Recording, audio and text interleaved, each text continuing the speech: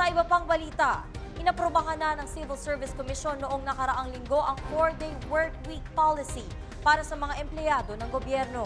Pero ang may akda, iginigiit na isama maging ang mga private offices. Para sa detalye, narito si Maan Primero.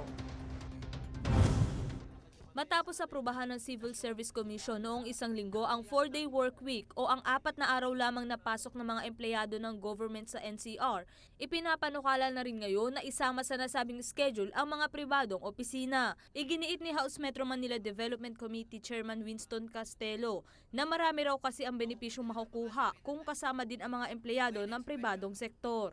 Dahil sa 4-day work week, mas malaki umano ang matitipid ng bawat empleyado sa perang kanilang gagastusin. Magkakaroon din daw ang mga ito ng mas maraming oras para sa kanilang pamilya.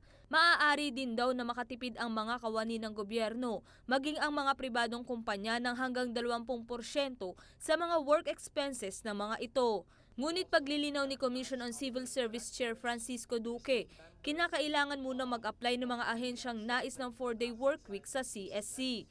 Dagdag pa ni Duque, hindi basta-basta papayagan ng isang ahensya na magpatupad ng 4-day work week policy dahil may mga kondisyon daw silang dapat isaalang-alang bago payagan ang mga ito. Maaari lamang mag-apply ang mga government agencies na nasa National Capital Region o NCR, ahensyang mayroong frontline services na maa-access ng publiko, mga ahensyang may one-stop shop transaction areas at functional call center.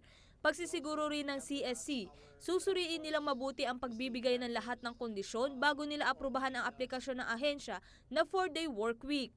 Maaaring sampahan naman ng kasong civil service law ang ahensya magpapatupad nito basta-basta nang hindi sumasailalim sa pamantayan ng kondisyon ng CSC.